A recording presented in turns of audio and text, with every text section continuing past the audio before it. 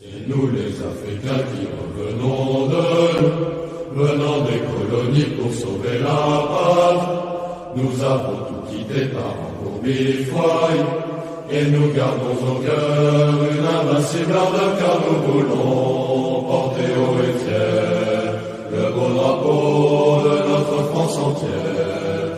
Et si quelqu'un venait à y toucher, nous serions là pour mourir acceptés.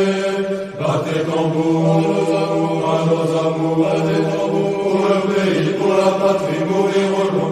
C'est nous les Africains. Nous étions au fond de l'Afrique, gardiens jaloux de nos couleurs, quand sous un soleil magnifique retentissait ce cri vainqueur. En avant, en avant, en avant. C'est nous les Africains qui revenons venant des colonies pour sauver la patrie. Nous avons tout quitté par un beau bifouaille, et nous gardons au cœur une invincible ardeur, car nous voulons porter haut et fier le beau drapeau de notre France entière. Et si quelqu'un venait à y toucher, nous serions là pour mourir acceptés. Battez tambour à nos amours, battez tambour pour le pays, pour la patrie, mourir au loin. C'est nous les Africains. Bonsoir à tous, nouveau live des intégristes réfractaires. Je ne sais pas si vous connaissez ce chant, les amis, moi j'aime bien. Je trouve que ça a de la gueule. Ce soir, nous allons parler de l'Afrique, beaucoup, et de ses liens avec la France. Est-ce une histoire d'amour? Est-ce un divorce? Voilà, on va faire intervenir des gens qui connaissent ou le Maghreb ou l'Afrique. Le Maghreb, il aime bien mon accent, mon accent exotique. C'est des problématiques du futur. Et donc, que fait-on de cette histoire commune et vers quel avenir allons-nous aller? Pour m'accompagner ce soir, l'ami Eric Sissoko, rencontré sur une manif de Gilets jaunes. Salut à toi, Eric. Peut-être un mot de présentation?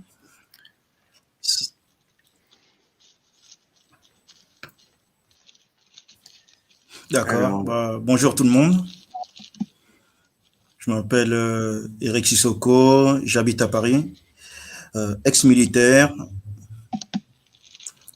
Je ne sais pas si vous m'entendez. On t'entend.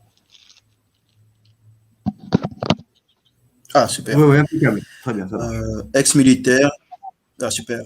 J'aime bien ce chant des Africains parce que j'ai chanté pendant les classes. Sinon, éducateur scolaire dans le 15e et patriote. Ça résume, c'est très bien. Le camarade Zied, habitué de cette émission, mon acolyte, mon intégriste réfractaire préféré. Comment vas-tu, Zied? Ça va super. Et toi, Martial? J'espère que tout le monde va bien. Salut le chat, salut les gens qui sont sur ce live. J'espère que tout le monde va bien et que la paix soit avec nous et vous tous. Voilà, évidemment, nous saluons les auditeurs présents et à venir. Nous avons le camarade Mehdi de la chaîne Musulmans Patriotes. Salut Mehdi, est-ce que tu peux te présenter brièvement? Oui, bonjour à tous, bonsoir à tous plutôt. Et donc je m'appelle Mehdi. En effet, j'ai une chaîne YouTube que j'ai surnommée Musulmans Patriotes. Donc voilà, vous pourrez aller faire un tour dessus. Je suis donc français d'origine algérienne, donc en effet, peut-être que je pourrais apporter ma petite contribution ce soir, je l'espère, dans ce débat. Voilà. Merci à toi, Mehdi. Et le cardinal Frisch, bien connu des services en général. Comment vas-tu, Sébastien? Eh ben écoute, ça va tranquillement. Un sujet d'actualité effectivement qui va être plus que prégnant dans les années à venir. Alors pour ceux qui ne me connaissent pas, pareil, ancien militaire. Alors moi la chanson de mon régiment c'était Loin de chez nous et peut-être que Eric la connaît. Et si vous la connaissez pas, je vous recommande de l'écouter. Hein, vous tapez chant militaire, loin de chez Oui, j'ai nous. entendu. Et ça donne les mêmes frissons que celles que j'ai entendues là. 23 ans d'Afrique, hein, d'océan Indien. Donc, je suis plus noir que blanc d'ailleurs. Hein, et donc, bien évidemment, un sujet qui me tient particulièrement à cœur, précisément au moment où là, je m'apprête à partir au Congo, ex-Zaïre, le Congo-Kinshasa. Donc, on est parti. Ok, merci Seb. On va rentrer directement dans le sujet. J'ai choisi une photo pour illustrer l'émission d'une carte de l'Afrique, une carte de la France, d'un cœur brisé entre les deux, avec des petits drapeaux sur le continent africain, des drapeaux chinois, américains, notamment russes. Alors, la question que j'ai envie de vous poser en premier, c'est est-ce qu'il y a une discorde entre la France et l'Afrique et quels sont les motifs s'il y a discorde, s'il y a une brouille? Vas-y, Eric.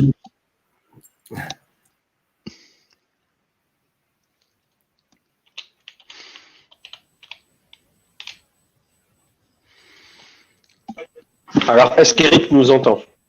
Oui, question. Oui. Eric, t'es avec nous? Oui, oui, je vous entends. Yes. Oui, Alors, oui, je te un peu repose fatigué, mais je suis avec vous. D'accord. Alors, je me permets de te reposer la question, mais de toute façon, chacun donnera son point de vue, de savoir s'il y a une brouille, s'il y a une discorde entre la France et l'Afrique, l'histoire coloniale, la France-Afrique, les relations économiques ou tout ce qu'on voit de la politique africaine et de son influence, mais plutôt de votre point de vue, de votre perception au niveau des peuples, est-ce que les populations de ces deux, du continent africain et de la France, est-ce qu'il y a une brouille, est-ce qu'il y a une discorde, est-ce qu'il y a un ressentiment contre la France d'une manière générale?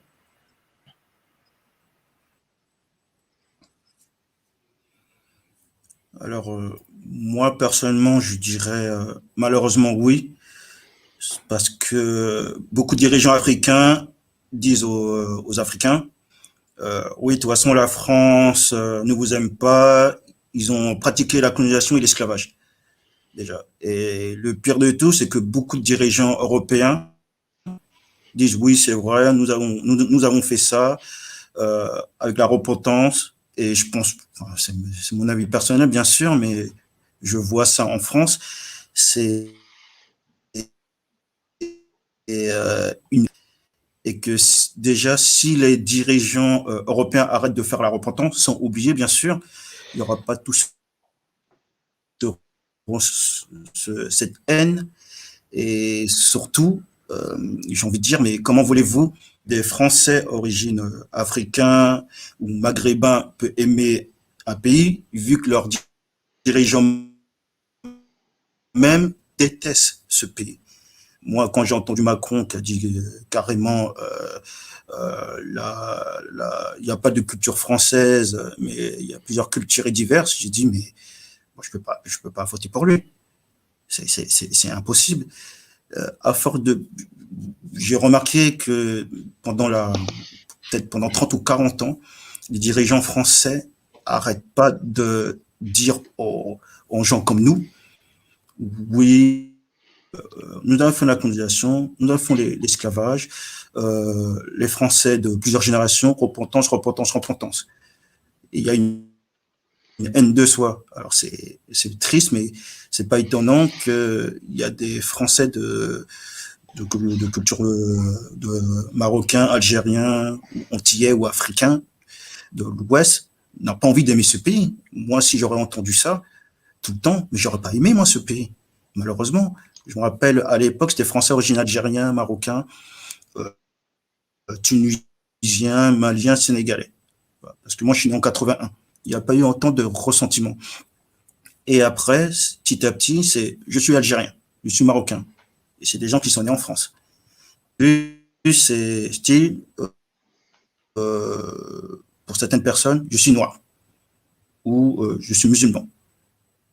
Et c'est pas étonnant, de plus en plus, les gens veulent rester entre eux parce qu'on leur a dit gardez vos cultures, et que même être patriote en France, c'était mal vu jusqu'à 1998. Et que moi, j'ai envie de dire aussi par rapport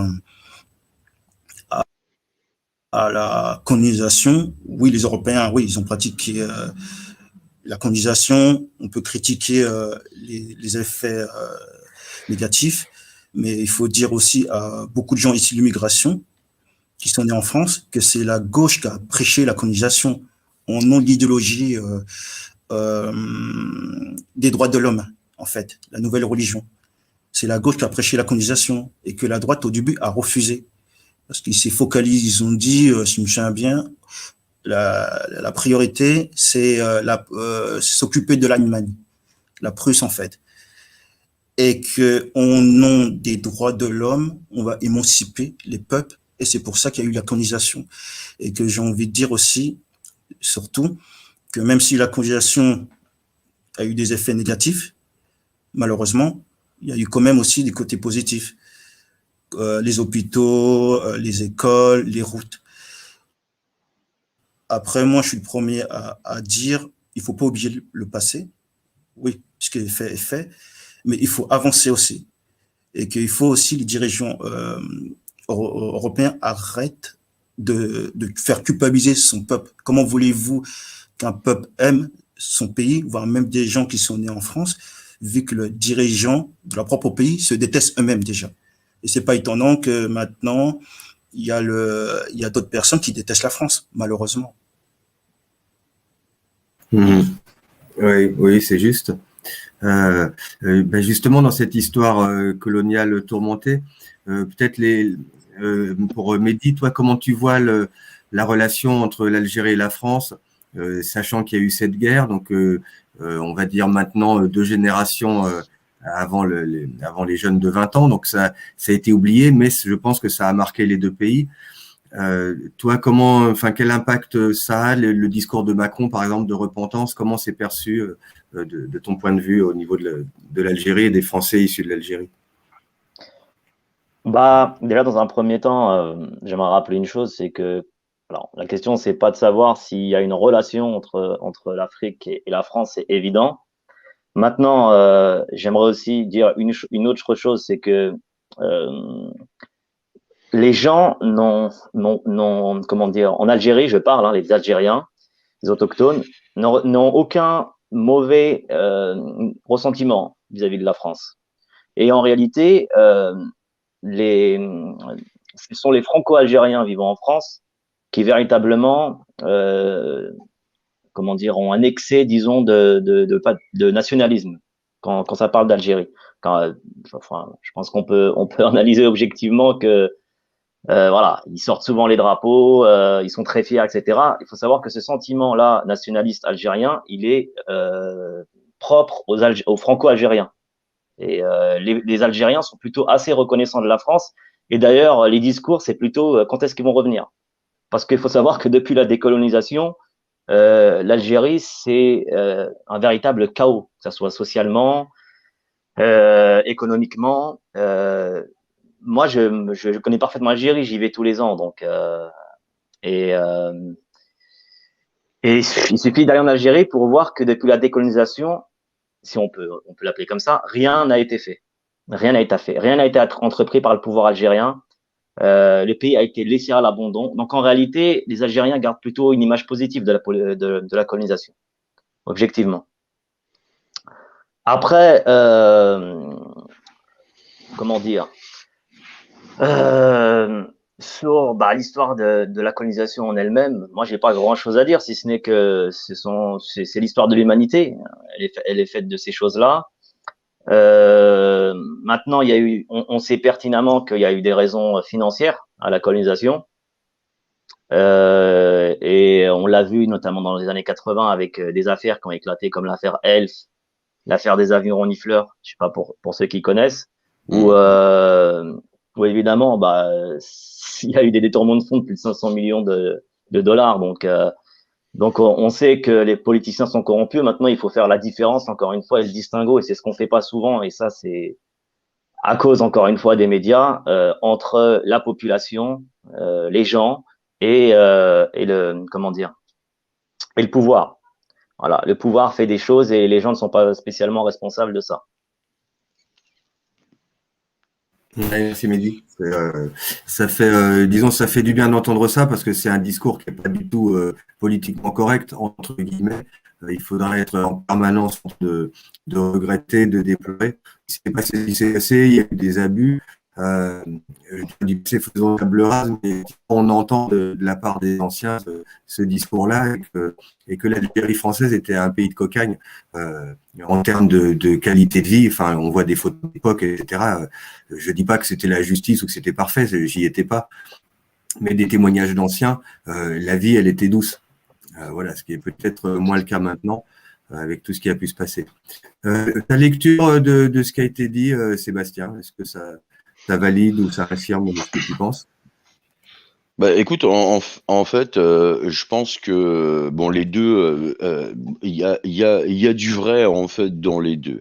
En revanche, là où moi j'aimerais, on va dire, scinder un petit peu les choses, c'est que il faut bien différencier l'Afrique. Juste après les indépendances de façade, bien évidemment, et ce qu'elle est devenue aujourd'hui, on va dire, dans les temps modernes.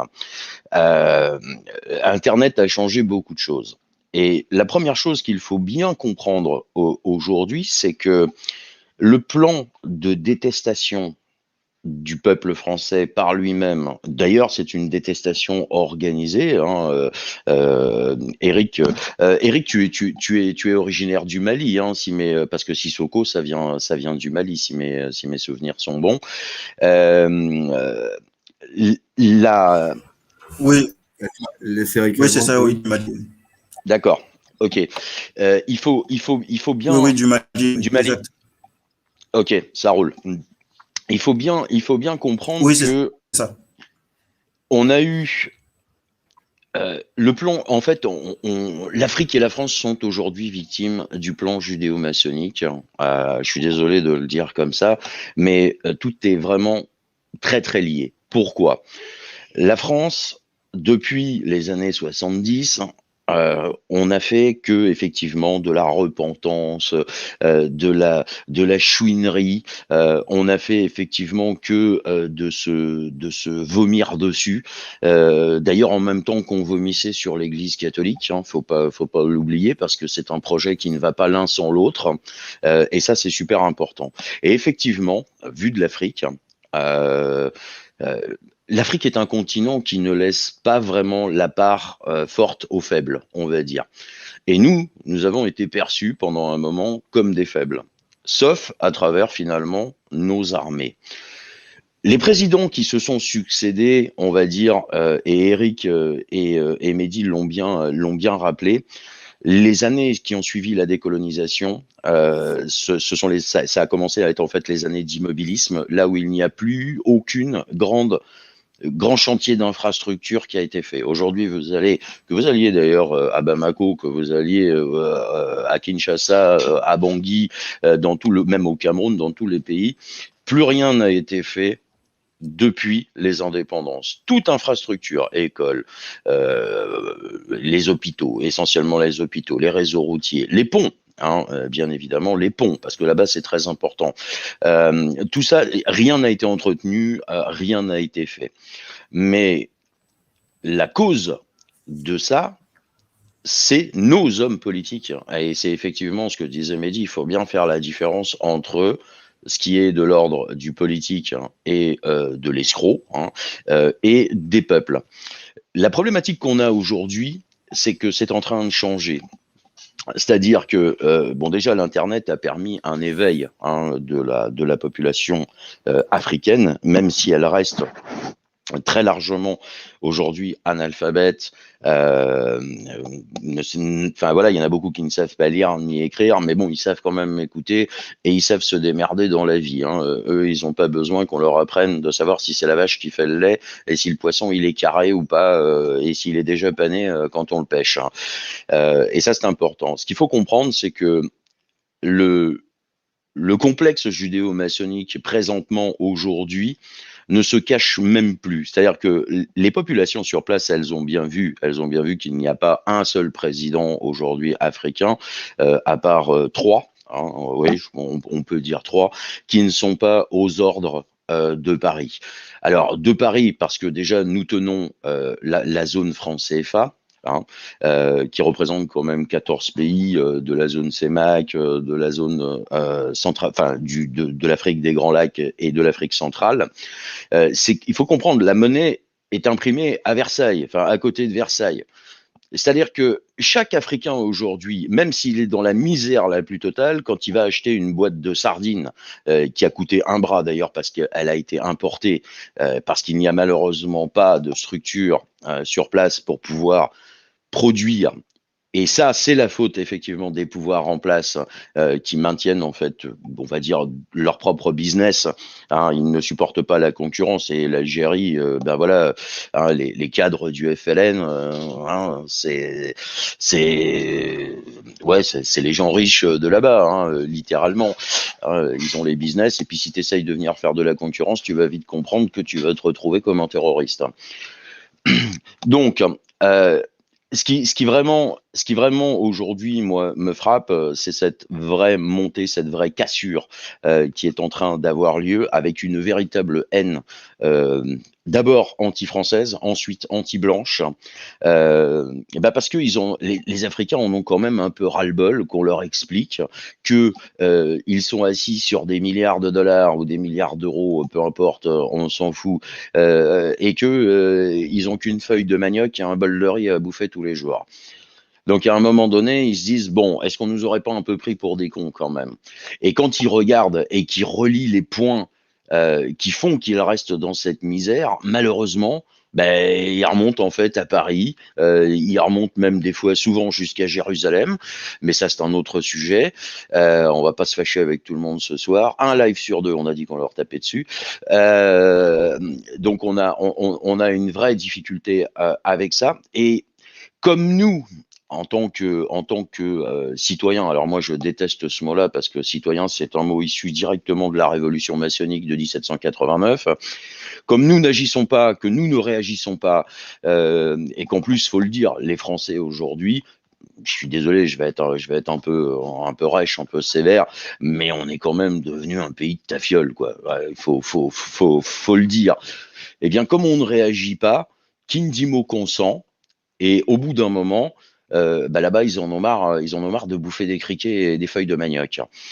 Et aujourd'hui, alors qu'on a toute une génération même deux générations de gens qui sont venus étudier en France, même ailleurs, hein, même aux États-Unis, un petit peu partout, qui ont eu des diplômes d'ingénieurs, qui sont avocats, qui sont médecins, qui sont, ils se disent merde.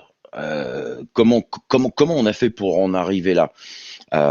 Alors maintenant, pour répondre aussi à ce que disait Eric, parce qu'il disait un truc important par rapport à la jeunesse issue de l'immigration ou ceux qui sont nés français mais dont les parents sont des immigrés. Il y a une problématique supplémentaire qui vient s'ajouter à ça, ça s'appelle l'adolescence, d'accord? Et il y a aussi un truc que les parents vont devoir apprendre à faire, c'est arrêter d'idéaliser leur pays d'origine. Vous avez des enfants aujourd'hui qui grandissent en France et chaque fois qu'ils entendent leurs parents, leurs oncles, leurs tantes, ils parlent de pays absolument magnifiques dans lequel il y a des petits poneys et des licornes qui volent de droite et de gauche. Et naturellement, quand on est adolescent, on est déjà en guerre parce qu'on est adolescent. Voilà, on est contre tout. C'est un peu comme être métis. Il n'y a rien de plus difficile que d'être métis. Hein. Tout le monde dit oh c'est magnifique le métissage. Non, c'est beaucoup plus compliqué que ça. C'est-à-dire que tu es partagé entre deux cultures. Et comme en plus tu es en position de rébellion, c'est que systématiquement, quand tu vomis quelque chose, tu vas vers ce qui a été idéalisé.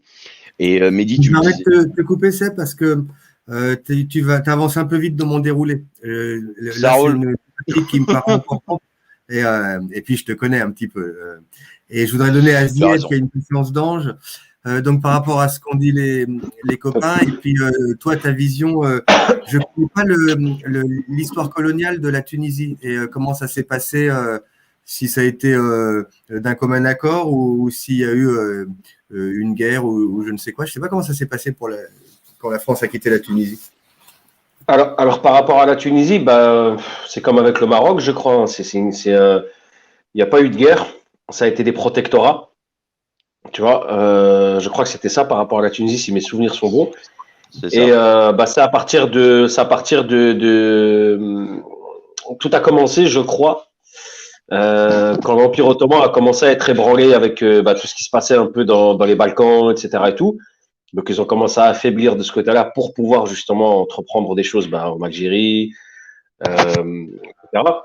Avec la révolution des jeunes Turcs et tout à l'époque, là, c'est ça qui a commencé un peu à faire un foutoir un peu monstre. Mais comment dire, par rapport à la Tunisie, je crois que c'est la même chose dans l'ensemble des pays du Maghreb. Hein. Tout à l'heure, Mehdi l'a parfaitement dit. C'est la même chose. C'est des pays qui sont laissés à l'abandon. Où le fait, par exemple, moi, je me souviens quand j'étais petit, qu'on rentrait au pays, t'avais des Tunisiens quand on était posés au village et tout. Ils disaient les espèces d'immondices, genre ouais, nique la France, nanani, nous là-bas, je sais pas, on est entre nous, on traîne pas avec les C-francs, tatati, tatata. T'as plein de trucs de ce genre. Et moi, je me souviens que les mecs du bled, ils leur disaient, mais vous vous rendez pas compte de la chance que vous avez, en fait. Nous, ici, on passe des diplômes d'ingénieur, on finit en train de faire des sandwichs et être payé 300 dinars, ce qui est une misère, tu vois. Au niveau de tes droits et tes devoirs, bah, t'en as aucun. C'est simple, comme bonjour. On va pas passer. Enfin, le seul truc que t'as, c'est des devoirs, mais t'as pas de droits. On va dire ça comme ça plutôt. T'as des devoirs, tu les accomplis, tu la fermes. Quand tu dis t'as des droits, tu te fais matraquer par la police, tu disparais, on n'entend plus parler de toi, tout ça. Les années Ben Ali, je prends un exemple des années Ben Ali en Tunisie, qui a été soutenu par les différents régimes français. Hein. Je crois que ça a commencé en 82, Ben Ali, 82, 83. Quelle année? Mitterrand. Voilà, 87, exactement. Bah, Mitterrand, Chirac, Sarkozy, c'est-à-dire 3 présidents. le mec, il a pas lâché le steak pendant une vingtaine d'années. Et tu vois qu'aujourd'hui, la Tunisie, elle est toujours ébranlée. C'est-à-dire que on en discutait avec Mehdi on a un groupe WhatsApp avec voilà des musulmans qui ont cette envie justement de faire briller notre pays de naissance qu'est la France. On en discutait, on se disait quoi? Il m'a dit une phrase tout à l'heure qui était lourde de sens, qui disait, et ça rejoint un peu ce que tu dis, Seb, c'est que l'ennemi numéro 1, c'est la franc-maçonnerie, voilà, c'est la franc-maçonnerie et tout ce qui est voilà, judaïsme d'État, etc., toutes ces choses-là. Et que les blédards, en France, c'est-à-dire les gens du bled, quand tu vas leur expliquer ça, tu leur dis que l'ennemi qu'on a en commun, c'est pas le peuple français, c'est pas le peuple britannique, c'est pas le peuple, voilà, ce sont les élites judéo-maçonniques. Eux vont dire, nous, on s'en fout, nous, on n'a qu'une envie, c'est de partir en France, va faire ton combat tout seul. Et donc, le fait que on se trouve dans un des pays, on va dire, originaires ou instigateurs de la franc-maçonnerie avec la Grande-Bretagne, bah, c'est parfait, en fait, pour la lutte. C'est-à-dire que si on arrive à dégager ce système, on libérera énormément de choses en Afrique. Exactement. Pour moi, c'est indéniable. C'est pour ça que j'ai toujours dit, moi, je partirai pas de ce pays tant que j'aurais pas participé à sa libération. Tout simplement. Je peux pas concevoir d'être né quelque part, de me casser comme ça, comme un lâche, alors que des gens, on va dire, d'origine franco-française n'ont nulle part à aller si ce n'est chez eux. Je me dis, c'est vraiment traître de faire ça, quoi. Et on n'a pas le choix. On n'a pas le choix qu'à un moment donné d'y aller. Voilà, pour ceux qui ont compris le message.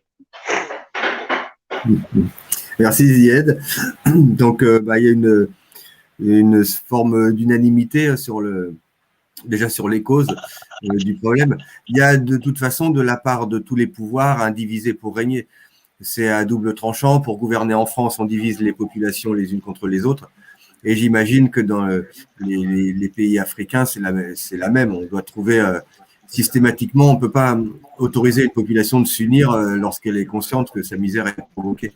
Donc, on est obligé de leur trouver des contre-feux. Est-ce que, selon vous, par exemple, il y a des phénomènes migratoires entre pays africains? Est-ce que, par exemple, je ne sais pas, l'Algérie est soumise à une immigration ou est-ce que c'est géré? Et pour le Mali, est-ce qu'il y a des apports de population, disons, sur le même mode pour diviser pour régner? Est-ce que c'est répercuté ou que c'est uniquement un processus qui a lieu en Europe?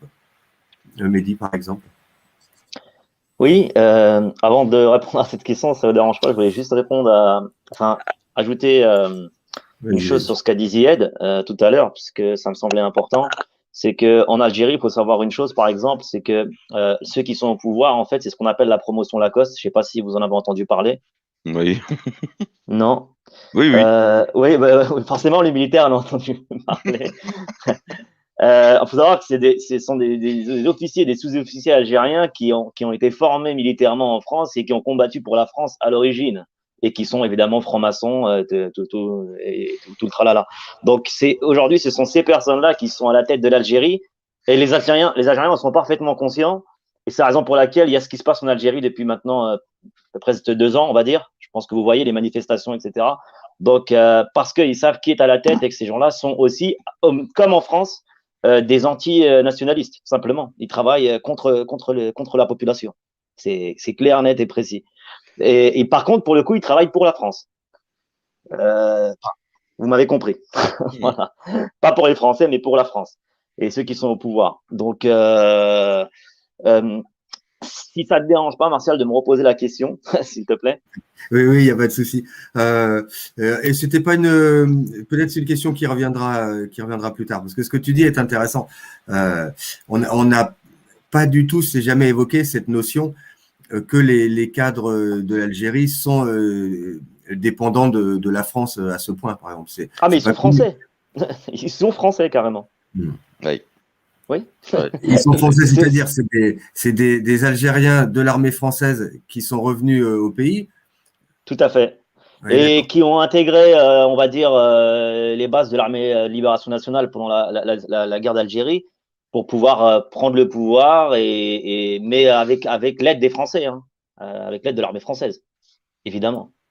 Et aujourd'hui, ces gens-là, ce sont depuis l'indépendance algérienne, si on peut parler d'indépendance encore une fois, ce sont toujours ces personnes-là qui sont au pouvoir. Il y a des petits, comment dire, entre eux, il y a des accords. D'ailleurs, c'est ce qui se passe depuis quelques temps maintenant en Algérie, c'est-à-dire que il y a des clans, mais il faut savoir que tous, sans exception, sont des francs-maçons qui travaillent pour la France dans l'intérêt donc d'un pays étranger et pour les intérêts, et en tout cas pas dans l'intérêt de l'Algérie et des Algériens, ça c'est évident. Et voilà, pour répondre à ta question, Martial, de tout à l'heure, concernant les phénomènes migratoires en Algérie, on n'a pas eu beaucoup. Il y a pas mal d'Africains qui viennent du Congo, du Cameroun. En général, ce sont des gens qui viennent étudier, mais et très souvent d'ailleurs des enfants de notables de leur pays. Et après ça, ces gens-là viennent légalement. Pour l'immigration illégale, il y en a, mais ils sont de facto renvoyés du pays de manière assez virulente d'ailleurs par l'armée algérienne. Ils prennent des cars et les envoient dans le désert et dégagent. Allez hop, coup de pied dans le derrière, vous revenez plus. Par contre, ils arrivent qu'ils reviennent et puis ils refont la même chose, ils les renvoient. Et je pense pas qu'en France, ils agissent comme ça. Et s'ils agiraient comme ça, je pense que toute la gauche tomberait sur les Français, les traités de racistes. C'est évident. Alors que c'est ce qu'il faut faire. Moi, je le dis, très honnêtement. Ouais, on est d'accord. Un pays, être accueilli dans un pays, c'est soumis à des règles. Il faut en faire une demande. Et la France est vraiment pas chienne sur ça. Si les véritables réfugiés sont accueillis à bras ouverts. Le problème, c'est quelles sont tes intentions et quel est ton projet, quoi. Si me venait l'idée, moi j'ai déjà pensé par exemple d'aller vivre au Maroc. Si je partais au Maroc, ça serait pour apporter quelque chose au pays, ça serait pour m'investir et l'épauler comme devrait le faire tout honnête homme pour se sentir bien dans une communauté et intégrer le pays qui t'accueille, quoi. Enfin, bon, ça me paraît Et du puis, bon sens. et puis surtout, quand on rentre dans un pays, je veux dire, on rentre avec un passeport, nous. Enfin, moi, quand je prends l'avion, j'ai un passeport. Et les bateaux, c'est pareil. Ces gens-là rentrent quand même illégalement. De toute façon, il y a une injustice quelque part, là. Bien sûr. Alors, ne pas oublier quand même que ces gens rentrent par bateau, mais c'est organisé, hein, d'accord? Je rappellerai juste pour nos auditeurs que, par exemple, dans le cadre de la Syrie, on avait quand même on va dire la numéro 2 de l'ambassade de France à Ankara, en Turquie, qui avait qui avait racheté une société de gilets de sauvetage et de Zodiac, d'accord? Donc ça en dit long quand même sur le projet. Tout ça, c'est du gros business parce que l'immigration est un véritable business. Et de toutes les façons, aujourd'hui, on paye la connerie d'avoir détruit Kadhafi et la Libye, hein, parce que s'il y avait un pays où on vivait très bien, c'était effectivement la Libye. Alors moi, j'ai rencontré 2 fois Kadhafi, une fois contre lui, une fois avec lui, comme quoi hein, on peut changer de camp, c'est possible. J'ai eu l'occasion de discuter avec lui, alors un petit quart d'heure, hein, bien évidemment. Le guide avait autre chose à faire que de m'expliquer son projet. En gros, il m'a dit lis le petit livre vert, hein, tu vas comprendre. Et je suis allé plusieurs fois à Tripoli. Et on oublie que c'est un pays où quand tu te maries, l'État te donnait une maison, que ta première voiture t'était fournie par le gouvernement, que l'eau était gratuite, que l'électricité était gratuite, que la santé était gratuite, et surtout, elle était l'endroit où la population noire africaine, je dis bien de l'Afrique essentiellement centrale, venaient travailler là-bas parce que finalement, ils étaient les immigrés les mieux payés d'Afrique sur place. Donc, ils n'avaient pas besoin de traverser la Méditerranée pour venir ici. Voilà, je vais pas plus loin parce que ça pourrait être long. Merci Seb. J'aurais voulu, Eric, si tu as les réponses, parce que tu m'as dit que ça fait déjà quelque temps que tu n'es pas retourné au Mali, mais est-ce que c'est selon toi le gouverné également par la France, par interposition, et qu'en est-il de ce qui se passe là-bas pour la guerre? C'est quoi le fondement de cette guerre? Est-ce que tu as de l'information sur ça, ou en tout cas un point de vue?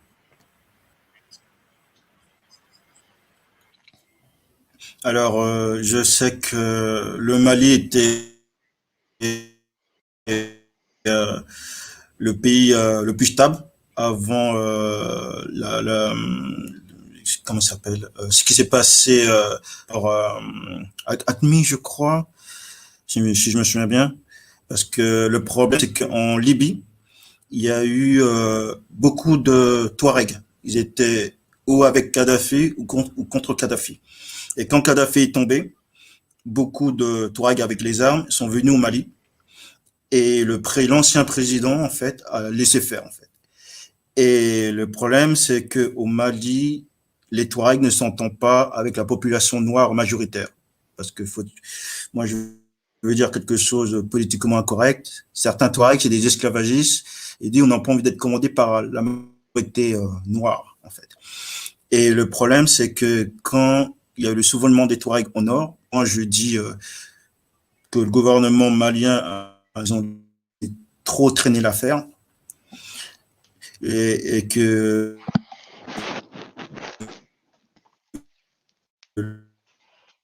un des grands péchés, c'est que certains ont fait alliance avec les groupes islamiques. Et le problème, c'est que les groupes islamiques, ils ont dit, mais vous êtes trop laïcs. Et là, ils ont carrément fait la charia au Mali qu'on n'avait jamais vu. On n'avait jamais vu ça, en fait.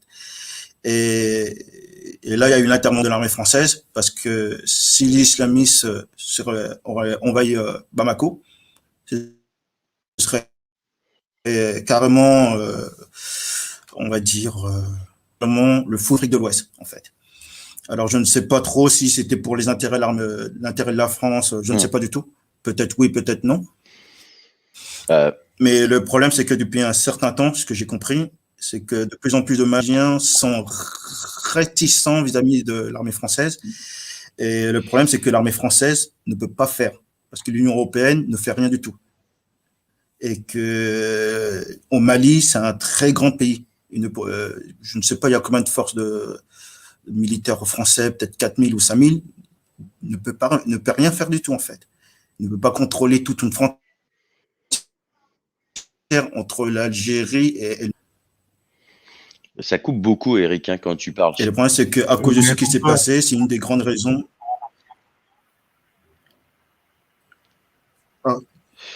Ouais, je m'excuse, je disais, Eric, quand tu vous parles, m'entendez ça coupe beaucoup.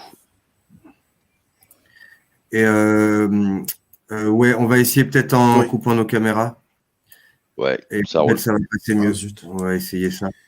Ouais, Mehdi, pareil, si tu peux couper ta cam. Et puis, bah, du coup, Eric aussi, puis que en audio, peut-être on va gagner, mais sinon, ça lag. Ouais, on va gagner en flux, ouais. Vas-y, retente, Eric. D'accord, je coupe maintenant. D'accord. Vous m'entendez là? On t'entend.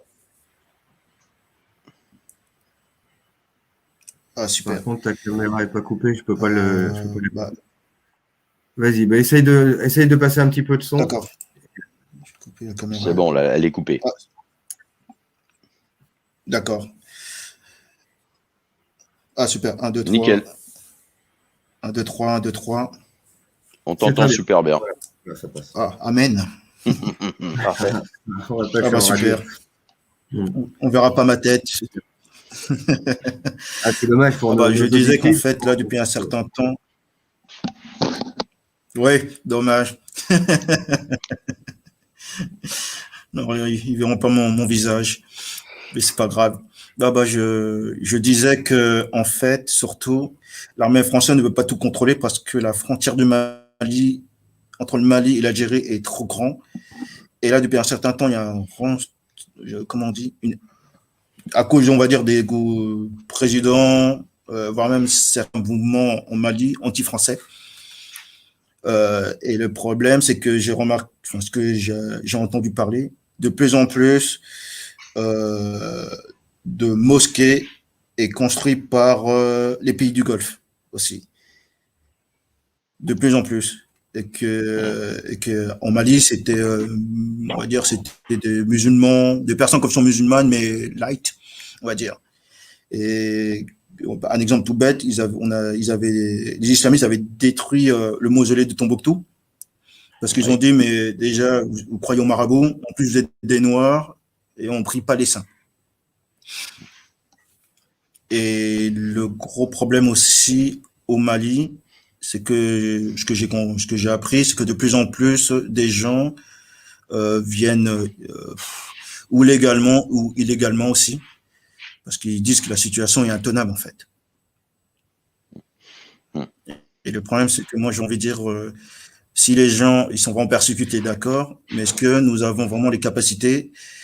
Et en plus, ils sont déracinés, parce que beaucoup de gens viennent, parce que moi je dis que les premiers responsables, c'est les dirigeants européens et les associations qui disent venez, l'Europe, nous les Européens, on peut accueillir tout le monde.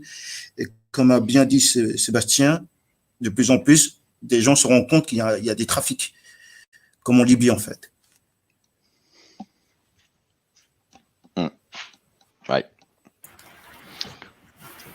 Oui, Seb, tu veux ajouter? Alors, je voudrais juste revenir sur ce qu'a dit Eric au niveau de, parce que c'est un peu un sujet sur lequel je suis en ce moment, au niveau de l'ingérence. Non, j'en ai entendu vaguement parler, mais c'est vraiment un sujet complexe. Il faut vraiment maîtriser le truc pour en parler, parce que laisse tomber. Ça déchaîne des passions et tout, laisse tomber. Ah ouais. Non, moi c'est au niveau de, tu vois, l'ingérence par exemple des pays du Golfe dans tout ce qui est rapport aux religieux dans les pays d'Afrique, parce que ça concerne pas uniquement le Mali, ça concerne aussi les pays du Maghreb et surtout des pays en France, des mosquées en France, pardon. c'est un problème ça qu'il faut parce qu'en fait quand tu compares ce qui se passe en Afrique, c'est exactement ce qui se passe en France. C'est des pays qui sont gouvernés par d'autres pays, tout simplement. Il y a aucune souveraineté, même si j'aime pas ce mot, hein. Mais voilà, c'est le mot que tout le monde comprend. Voilà, même s'il y a pas de souveraineté, il n'y a pas de on va dire de libre arbitre. C'est toujours en fonction de ce que l'ONU dit, en fonction de ce que un tel dit.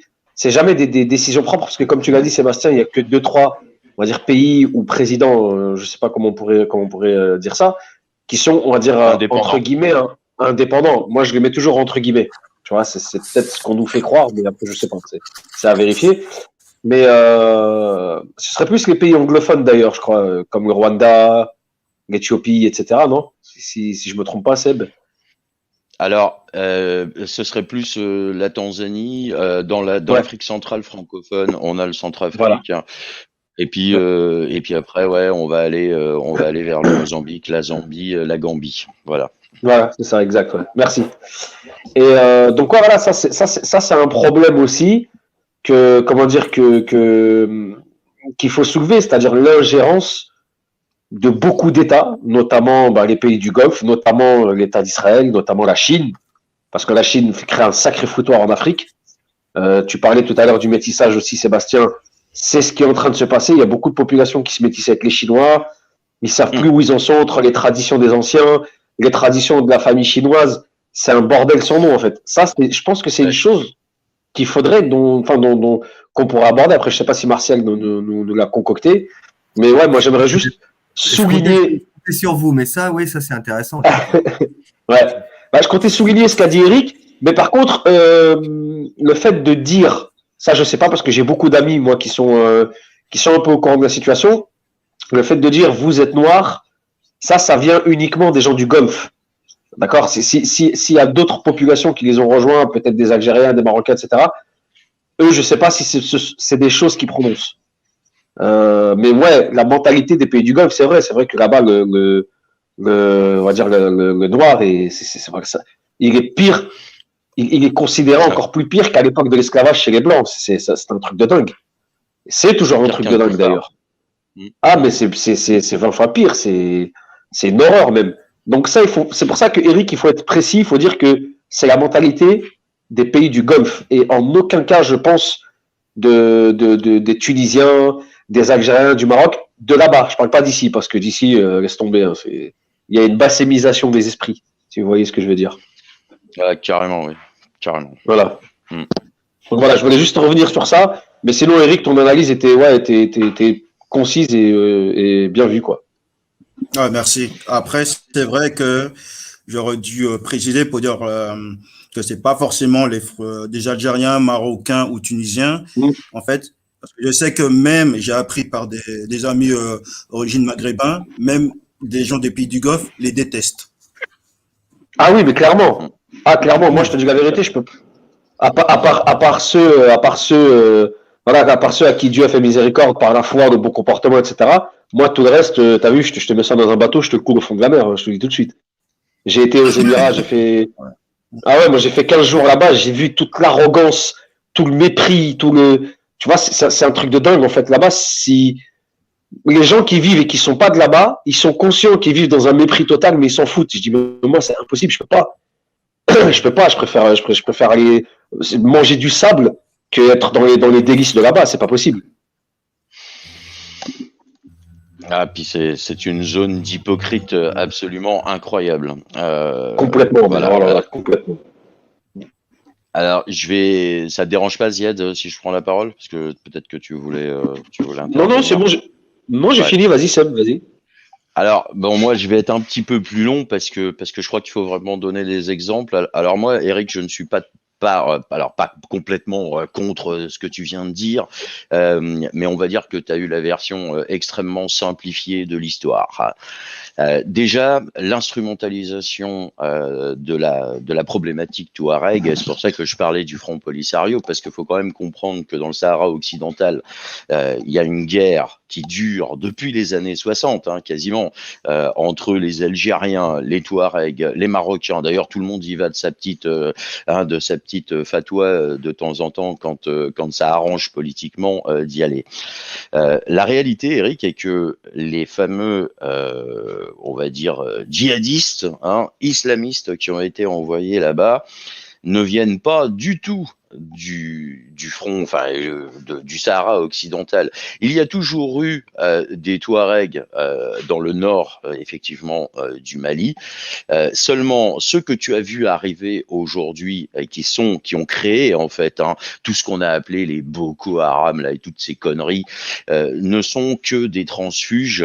Là, par exemple, en Libye, tu as à peu près 2000 hommes qui ont été héliportés, je dis bien héliportés, de la Syrie jusqu'à la Libye, hein, pour continuer la guerre là-bas, puisqu'ils ont perdu en Syrie, hein, les Al-Qaïda, Tahrir al-Sham là et toute la bande là, comme ils ont perdu, parce que c'est ça qu'il faut bien comprendre. Ce sont les enjeux géostratégiques qui sont derrière. La Turquie est à la manœuvre depuis le début dans tout ce qui est, on va dire, la propagation du wahhabisme. Alors même si eux, derrière, te disent non, nous, on n'a rien à voir avec les wahhabites, hein, nous sommes les frères musulmans, il faut savoir que ce sont eux qui font passer les armes, ce sont eux qui organisent sur place. Maintenant, il y a un truc que je voudrais vraiment ce soir que les gens comprennent. Ce qu'on appelle aujourd'hui des terroristes, je vais vous expliquer comment ça se passe. Quand vous êtes dans un village en plein milieu de la brousse africaine ou du désert, hein, parce que c'est exactement la même chose, vous avez des gens qui sont là, qui sont assis, qui n'ont rien à foutre de leur journée, qui n'ont aucun avenir. Alors, avenir au sens où nous, on l'entend, hein, c'est-à-dire avec une planification, une progression, tout ça. Et là, vous avez des mecs qui arrivent avec un gros 4x4, la musique à fond. Ah, alors bon, là vous vous doutez bien que c'est pas de la techno, hein, c'est plutôt des sourates. Et puis ils traversent le village. Et pendant qu'ils traversent le village, avec les sourates qui sont chantées, ils jettent de l'argent. Ils passent une première fois. Ils vont passer une deuxième fois, une troisième fois. Et ça va durer comme ça pendant, allez, une petite dizaine de jours. Et tous les jours, les mecs sont là et tous les jours, ils prennent le pognon. Et au bout du 10e jour, le mec, il arrive. Et il fait, vous avez vu, Allah est bon pour vous. Et là, on commence à rentrer dans le business, hein, c'est-à-dire on leur dit, écoutez, à partir de maintenant, si vous avalez toutes les conneries qu'on est en train de vous faire avaler, non seulement vous aurez de l'argent, mais en plus de ça, vous aurez le droit de violer, de piller, de tuer, de prendre tout ce qu'il y a à prendre chaque fois qu'on va faire un raid ou chaque fois qu'on va sortir. Voilà, vous êtes libre et maître de votre destin. Alors, en fait, on parle de grand banditisme, on parle absolument pas de terrorisme. Le mot terrorisme, il a été inventé par l'Occident et notamment par la France au Mali, hein, qui s'est servi de ça pour aller déclencher une opération sur place qui est tout à fait illégitime. Et moi, je le dis, Eric, elle est tout à fait illégitime parce que les Français ne le savent pas. Il y a une guerre actuellement entre les Américains et les Français. Il faut savoir que les forces spéciales américaines et les forces spéciales françaises se sont tirées dessus il n'y a pas si longtemps que ça, à la frontière du Togo, parce qu'il y a des grands enjeux qui sont en place. C'est qui contrôlera la Côte d'Ivoire, hein, parce qu'en fait, le Mali, j'ai envie de te dire, il a juste la malchance d'être mal placé sur la carte. C'est-à-dire qu'il est à côté du Niger, et le Niger, c'est le pays qui permet à la France de faire tourner ses centrales nucléaires. Hein. Si la France n'a pas le Niger, d'ailleurs tu noteras, vous pouvez noter hein, dans la dialectique que quand ils font une opération, ils parlent toujours de faire une opération au Niger. Par contre, ils vous diront toujours qu'il y a eu une attaque terroriste au Mali. Hein, alors qu'on est dans la même zone, hein, c'est exactement la même zone. Il faut bien comprendre aussi que la France, c'est-à-dire qu'en fait on a envoyé nos soldats se battre contre les gens à qui on a fourni les armes et l'argent. Moi, j'ai des amis légionnaires qui sont allés dans les caves, hein, dans les IFOGAS, et qui ont récupéré les papiers du RSA, avec les mises à jour du RSA et de Pôle emploi. D'accord ? Ça fait rire hein, comme ça, hein. Mais sauf que c'est pas rigolo parce que les mecs, ils ont le Wi-Fi hein, sur place. C'est-à-dire, ça s'est passé en Afrique, ça ? Oui, oui, oui, là je te parle du Mali. En fait, pour que tu comprennes bien la, la, la, la géographie du problème, tu as le nord du Mali, d'accord? Tu as le Tchad qui est à côté. Tu as le Niger qui est donc, on va dire, frontalier des deux. Et qu'est-ce qui s'est passé? On a demandé à Idriss Déby Itno, hein, le président tchadien, de mettre en place ses forces, parce que tout ça est aussi relié à la Centrafrique. Hein.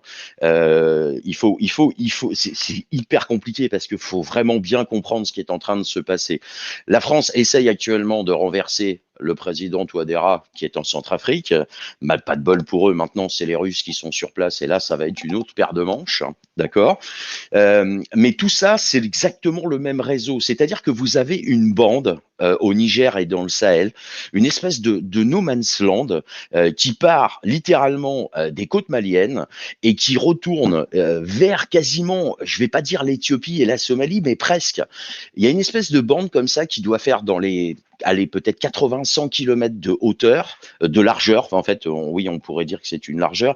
Imaginez un rectangle que vous posez sur l'Afrique et toute cette zone qui va d'est en ouest est littéralement une no man's land dans laquelle, et puis bien sûr, on passe par le sud de la Libye, hein, évidemment, et dans toute cette zone, tous les acteurs étrangers qui ont des intérêts. Alors, un coup, il faut être avec un tel, un coup, il faut être avec un tel, un coup, il faut renverser un tel. Ça, en fait, ça dépend du sens du vent. Hein, et ça dépend du sens de nos intérêts, surtout. Parce qu'il ne faut jamais oublier que la France, sans le Gabon et sans le Niger, on est un pays du tiers-monde. Je le dis, je le redis. Et aujourd'hui, nous payons. D'ailleurs, je ne sais pas si vous vous souvenez de cette histoire où il y avait eu des Français qui avaient été tués au Niger, dans la capitale, des Français qui avaient été tués dans un restaurant avec un terroriste entre guillemets qui était arrivé. Alors bien sûr, il avait fait le boulot, hein, il a crié à la Akbar, donc forcément c'en est un, et qui avait jeté une grenade. Et il y avait eu deux Français pardon, qui avaient été gravement blessés et un qui était mort. En fait, en réalité, tous ces gens appartenaient à Areva, à la société Areva. Areva, qui aujourd'hui est en train de polluer, mais quand je dis polluer, et en plus ce sont nos propres outils de mesure qui montrent que la pollution à l'uranium des terres du Niger est absolument innommable, c'est-à-dire c'est carrément plus que dangereux, d'accord. Et le truc c'est que à l'époque il y avait un mouvement de manifestation étudiante à Niamey et qui réclamait que la France paye. Alors, c'était même pas payer plus cher la ressource, c'était respecter le contrat qui avait été passé. C'est-à-dire que la France, là, à ce moment-là, ne payait que 5% la marchandise brute, alors que normalement, il avait été convenu 15,5%.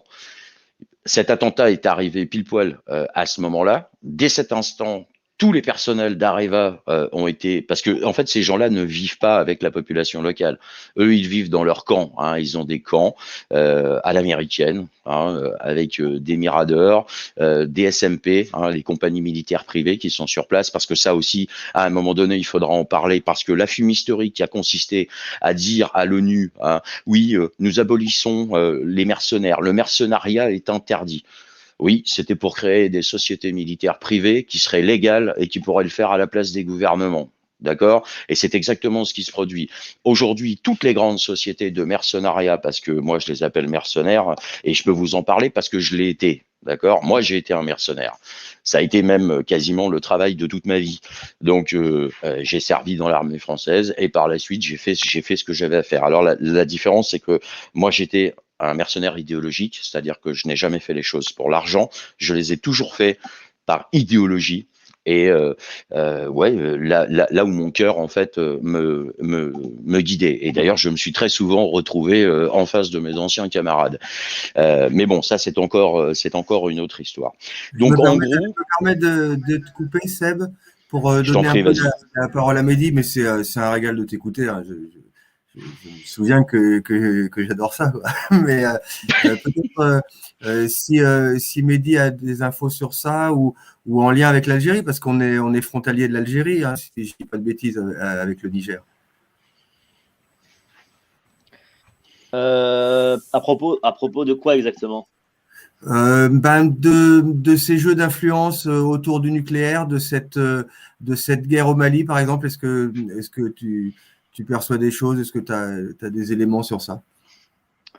Non, très honnêtement, j'ai appris pas mal de choses avec Monsieur Friedrich. Franchement, j'ai vraiment appris pas mal de choses. Donc non, franchement, je n'ai pas eu écho de ces choses-là, c'est-à-dire concernant le nucléaire, etc. D'accord. Bon, ça mériterait une émission à part entière. Moi, je vous propose qu'on avance un peu sur. Il y a des choses au sujet desquelles je voudrais vous faire parler, qu'on avait commencé à évoquer un petit peu. Je voulais parler des Africains de France, mais pas d'une manière générale parce qu'on n'a plus beaucoup de temps, mais simplement de la jeunesse. Comment se perçoit, selon vous, la jeunesse du Maghreb et de l'Afrique noire en France? Parce que c'est un enjeu de l'avenir qui va être crucial.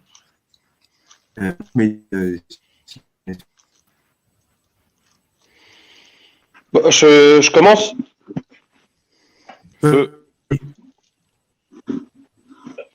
Qui c'est qui tente de communiquer là? C'est Eric. Ok. Ok. Alors, donc la question c'est comment, si tu peux la répéter, Martial, la question. Oui, d'une manière très large, comment tu ressens la jeunesse qui a ce pied entre les deux continents, la jeunesse issue de migration qui sont français, les Africains de France, que ce soit le Maghreb et l'Afrique noire.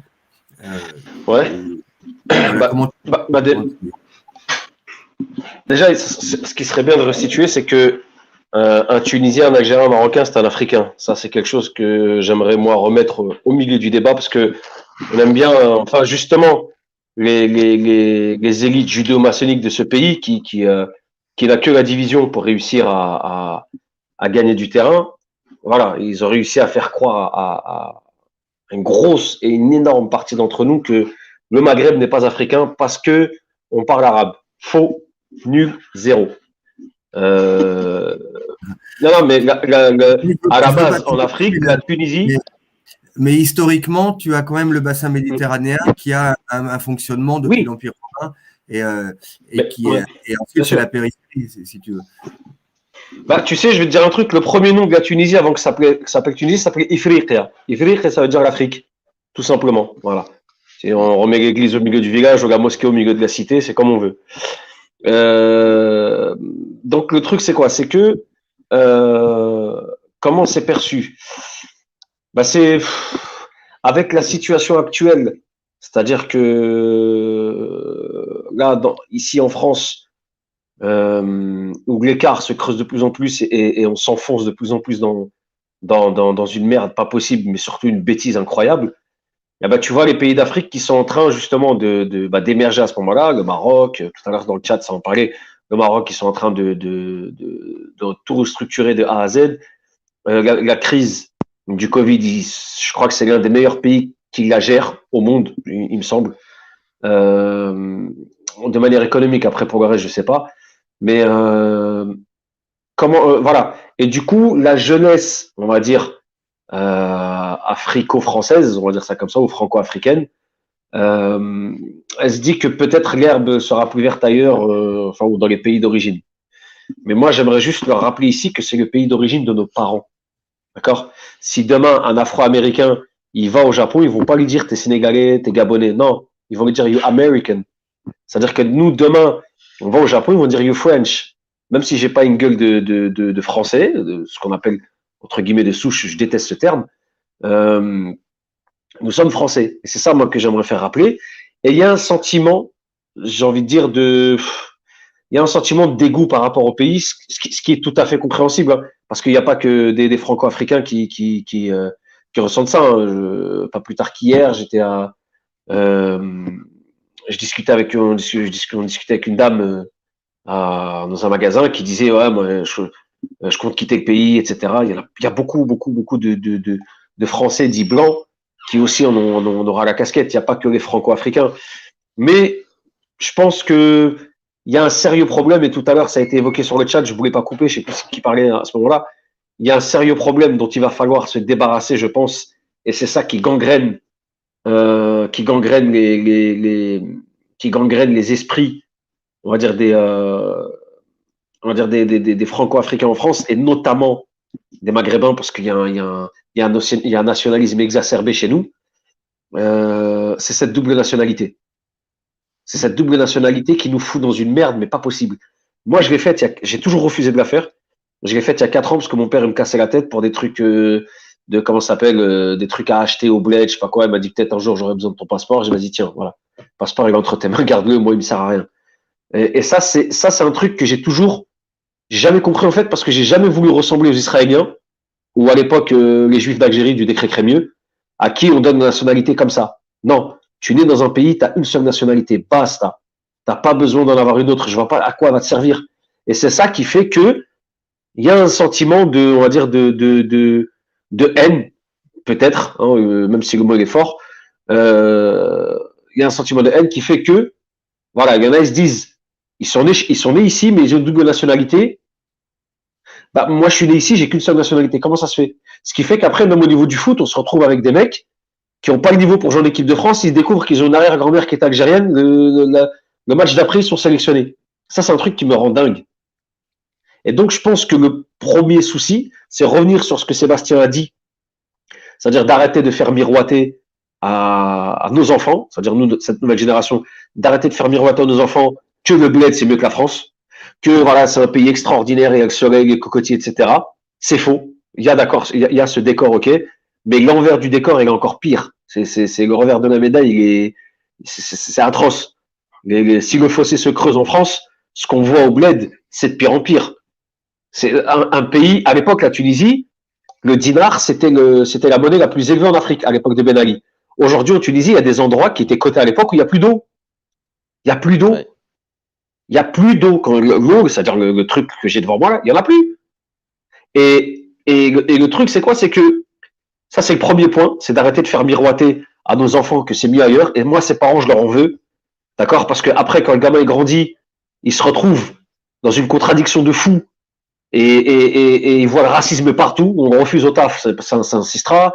On veut pas le prendre ici, ça insistera. Il rentre pas en boîte, ça insistera. Il rentre pas dans tel bar, ça insistera. Non, c'est juste que, tu vois, il aime pas ta tronche ou je sais pas. Je sais pas. C'était toi qui devais pas rentrer, c'est quelqu'un d'autre qui a été pris, etc. C'est ça le problème. Et le deuxième problème, c'est cette foutue double nationalité dont il faut se débarrasser. Tu choisis, mon frère, soit ta nationalité du bled, tu rentres au bled, soit ta nationalité française, tu es ici, tu es pleinement français, tu apprends l'histoire de ton pays. Certes, rien ne t'empêche d'apprendre l'histoire de l'Argentine, du Chili, des États-Unis. Ça s'appelle s'ouvrir au monde, ça va avoir un esprit large et ouvert. Mais pour moi, c'est ces deux problèmes-là qui fait que il y a un fossé qui se creuse de plus en plus. Le fait de dire que ouais, chez nous c'est mieux, on a un pays incroyable et tout, alors que tu te contredis puisque tu vis en France. Et de deux, cette double nationalité. Voilà, c'est ce que j'avais à dire. Et c'est ça, je pense, qui réglerait beaucoup de choses dans le sentiment on va dire, de désintégration de beaucoup de Franco-Africains. J'ai fini. Ok, merci Zied. Mehdi, avant de faire intervenir Eric sur la jeunesse, on en parlait avant l'émission. Toi, comment tu les vois évoluer? Moi, je suis assez préoccupé. Il y a des jeunes qui grandissent, qui sont un peu hors sol, qui sont vraiment entre deux mondes. Et c'est, enfin, combiné à l'adolescence dont parlait Sébastien tout à l'heure, on a des véritables explosifs. Hein. Là, c'est du feu d'artifice tous les soirs dans la cité vers chez moi. Ouais. Ouais, non, c'est ça, c'est le constat, en effet. Maintenant, il faudrait essayer de comprendre justement comment on est arrivé là. Moi, je pense qu'il y a tellement de choses à dire sur les problèmes, notamment, je suis désolé de dire ça, mais le problème d'assimilation, parce qu'il y en a. Hein. Tout à l'heure, Ziad parlait des États-Unis. Moi, je sais que quand on va aux États-Unis et qu'on demande à un Afro-Américain de quelle origine il est, et tout de suite, c'est instantané, il vous dit américain. Il vous dit pas sénégalais, malien. Et ça, c'est. Et nous, si vous demandez à n'importe qui ici, il va vous répondre algérien, marocain, tunisien, malien. Tu vois. Ça, c'est vrai. Donc, il y a un véritable problème d'assimilation, même si c'est grave de parler d'assimilation après 3-4 générations, mais c'est le cas. Je pense qu'il y a plusieurs raisons à ça. Il y a un travail de sape qui a été réalisé par les élites maçonniques françaises et par et pas seulement, mais aussi par les élites maçonniques françaises à tendance, on va dire, sioniste. Et je pense notamment à des associations communautaires comme l'UEJF, comme le MRAP et d'autres associations aussi comme SOS Racisme, etc. À l'époque, d'ailleurs, on voit qui était là dans les rassemblements d'SOS Racisme, c'était Bernard-Henri Lévy, c'était Alain Finkielkraut. Donc, moi, je me souviens un peu de tout ça, et puis je regarde parfois des vidéos là-dessus, d'archives, où on voit, voilà, c'est toujours les mêmes personnages qui gravitent autour de ces trucs-là. Et ça, pour moi, c'est évidemment des erreurs qui ont été commises, mais des erreurs volontaires, malheureusement, pour empêcher le français d'origine immigrée de s'assimiler, tout simplement. En lui vendant justement cette haine de la France, en parlant que de la France raciste, colonisatrice. Et aussi, un autre facteur très important qui a empêché les jeunes de banlieue de s'émanciper, parce que moi, c'est un truc que je voulais te rappeler en tant que musulman aussi, ça. C'est que on a tout fait pour pas qu'ils s'assimilent. Alors, l'assimilation, c'est quoi? C'est déjà avoir une éducation, donc se comporter correctement, respecter les lois du pays, etc. Sauf que quand vous expliquez à un gars que lui, sa culture à lui, c'est pour des raisons d'ailleurs complètement farfelues, le rap, qui véhicule des préjugés d'une part racistes. Moi, j'en ai parlé dans l'une de mes vidéos, qui véhicule des préjugés racistes, qui véhicule une haine de la France. Enfin, veut dire, tout ça, c'est anti-islamique. Moi, je le dis. Je pense que si on avait lissé l'islam comment dire, aux Français d'origine immigrée, ça aurait été mieux. La situation aurait été meilleure aujourd'hui, mais c'était pas le but. Le but, c'était justement de les orienter vers cette sous-culture américaine qu'est le rap. J'ai fait aussi une vidéo là-dessus où j'en parle. Je parle pas que du rap, mais je parle du rap aussi à l'intérieur, justement, où j'explique comment le rap est venu en France et comment il a été amené ici par notamment des personnes, encore une fois, issues de la communauté de Lumière. Voilà, c'est systématiquement la même chose. Il y a un moment donné où, quand vous, malheureusement, c'est comme pour reprendre un peu les termes dans l'instoral, c'est toujours la même liste, sur la liste de Schindler. C'est toujours les mêmes. Malheureusement, on fait les recherches et à chaque fois, on tombe sur les mêmes personnages. Et c'est ces gens-là, le rap n'est pas en réalité quelque chose qui vient de la banlieue, etc. Le rap vient des boîtes de nuit, a été financé par une communauté très marquée, on va dire, sur le plan communautaire. Donc, moi, je pense que c'est tout ce cocktail-là, c'est SOS Racisme, c'est le rap, qui ont malheureusement désorienté la population immigrée et majoritairement musulmane de France, et qui a fait en sorte à ce qu'elle ne... Parce que moi, je vais dire un truc, de toute façon, les communautés, elles existeront toujours. Ce qui est important, c'est de placer, quoi qu'il arrive, de toute façon, la nation au-dessus de tes principes, de tes idées, etc. Mais les communautés, elles existeront toujours. Ça, on pourra rien y faire. Moi, je pense qu'on pourra rien faire à ça. J'ai pas envie d'avoir un discours tous main dans la main, on va tourner en rond autour de la Terre. C'est pas vrai. Les communautés, elles existeront toujours. Et ça, je le dis, je le redis, on pourra jamais rien faire contre ça. Les gens auront toujours tendance à se réunir de manière... Moi, je vais vous dire une chose. Au sein de la communauté musulmane, vous savez, il y a des mosquées algériennes, des mosquées turques, des mosquées maliennes, des mosquées sénégalaises. Et je pense pas que c'est ni Eric Sissoko, ni Monsieur Zied qui vont me contredire. Je pense qu'ils pourront le confirmer. Donc, j'ai tendance à se ranger. Oui. Je confirme, et je l'ai même sauvagement dénoncé dans mon livre. Oui, je confirme. Voilà. Donc, malheureusement, c'est un truc qui est là, qui existe. Et moi, je vais vous dire un truc, je pense pas qu'on pourra faire grand-chose contre ça, personnellement. En tout cas, c'est ma procession de foi, moi, c'est ce que je pense. Peut-être que je me trompe, mais je pense pas qu'on doit chercher à faire quelque chose contre ça. C'est humain. Je suis d'accord. C'est comment dire, l'instinct grégaire, quoi. On se range naturellement vers celui qui nous ressemble le plus. C'est comme ça. Nous, aujourd'hui, on essaie de trouver des solutions pour pouvoir vivre ensemble, mais le vrai vivre ensemble, hein. Pas le vivre ensemble LGBT, machin, etc. Le vrai vivre ensemble sur des valeurs communes, sur un tronc commun. Mais le but, c'est pas tous de se ressembler. Parce qu'à ce moment-là, bah, notre stratégie, elle ressemblerait assez étroitement, on va dire, à la stratégie finalement maçonnique, qui veulent nous uniformiser. Or, c'est pas le but.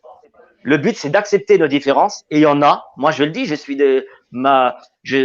je suis imprégné d'une culture, on va dire, maghrébine, musulmane, etc. C'est clair, c'est un fait indéniable. Maintenant, je suis français. Quand je parle français. Ma pensée, elle est française. Ma mentalité, elle est française. Et je le vois quand je vais en Algérie. Ça, c'est clair. Mais, j'ai envie de dire, c'est pas grave. Je vois pas en fait où est le problème. C'est ça le truc. Je vois pas où est le problème si je peux être musulman, avoir une foi, avoir même chez moi manger du couscous à la limite et manger du canard 2 jours après. Je veux dire, il y a aucun problème. Ça, pour moi, ça c'est pas un problème. Et je pense que ceux qui font des problèmes avec ça utilisent tout ça à des fins purement politiques pour justement créer le chaos par le diviser pour régner. Encore une fois, je le dis, mais c'est toujours la même communauté qui est derrière pour semer la zizanie, pour nous montrer que les attentats, des attentats qui systématiquement d'ailleurs sont fomentés par le haut. Et à chaque fois, on voit il y a des zones d'ombre, c'est jamais très clair. Et malheureusement, pour représenter la communauté musulmane de France, parce qu'on dit qu'il n'y a pas de communauté, mais à chaque fois, on ramène quelqu'un de très marqué communautairement. On ne peut pas faire, d'ailleurs, j'ai envie de dire, plus stigmatisant pour les musulmans, on ramène un Chelgoumi. Donc un mec qui parle pas français, qui ne connaît rien à l'islam, en plus. Donc il représente rien ni personne, hormis sa petite personne, cette personne. Mais ça, c'est la stratégie des médias, c'est la stratégie politique qui a été envisagée en France afin de pousser les Français à détester les musulmans. Et malheureusement, ça arrive. Beaucoup de Français détestent les Arabes, détestent les musulmans. Bon, ils font souvent l'amalgame arabe égale musulman. Et finalement, le seul discours qui est accepté, c'est le discours d'un Majid Oukacha, quoi, ou d'un Chelgoumi. C'est-à-dire un discours laïcard, anti-religieux, et tout ça pour continuer à avoir les papiers, quoi. Parce que Chelgoumi, en réalité, on le tient par ça. Hein. S'il commence à avoir notre discours, on le renvoie en Tunisie, dans la foulée. Donc, tout ça, moi, je trouve que c'est tout ça aussi qui participe malheureusement à la non-intégration des Français. Parce que franchement, quand on regarde la télévision et qu'on n'a pas le recul, je peux comprendre que le Français, il devienne petit à petit raciste. Et je comprends aussi que le musulman ressente de la haine et beaucoup d'animosité aussi, malheureusement, envers les non-musulmans, parce que tout simplement, on lui crache dessus à longueur de journée. Et tout ça, c'est la réalité. Mais moi, j'espère que ce soir, on est là pour dire, nous, on tombera pas dans le piège. Nous, je confirme que si Chalgoumi il a pu les papiers rentrer en Tunisie, ce sera pas la même partie de carte. Je tiens à le préciser. Il y a des vidéos sur internet qui nous disent tu reviens en Tunisie, mec, par rapport à Ben Ali, c'est toi qui vas prendre pour lui. Voilà, pour être précis. Donc voilà, moi mon discours c'est ça, c'est de dire, pour terminer, c'était juste de dire, on crée de l'animosité entre différentes communautés qui existent, qui sont existantes, de manière à justement nous faire oublier l'essentiel, c'est-à-dire les vrais problèmes, les vrais fauteurs de désordre, et finalement ce qu'on appelle horizontaliser les luttes et faire oublier aux Français que la lutte est verticale et que finalement le vrai combat c'est celui des gilets jaunes en réalité aujourd'hui. Il y a sans distinction de race, ni de couleur, ni de confession. On est tous français, on se fait tous arnaquer par les mêmes, on revendique les mêmes droits.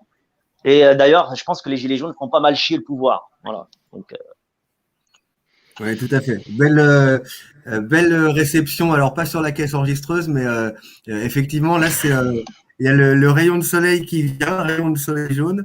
Et pour le coup, lorsqu'on est sur un objectif commun, ça passe au second plan et les choix religieux, etc., peuvent être mis au second plan pour une cause qui je vais pas dire qui dépasse, parce que si on parle de religion, bah c'est le service de Dieu, donc ça doit tout surpasser. Mais enfin, pour une œuvre humaine, en tout cas, c'est possible. On l'a montré.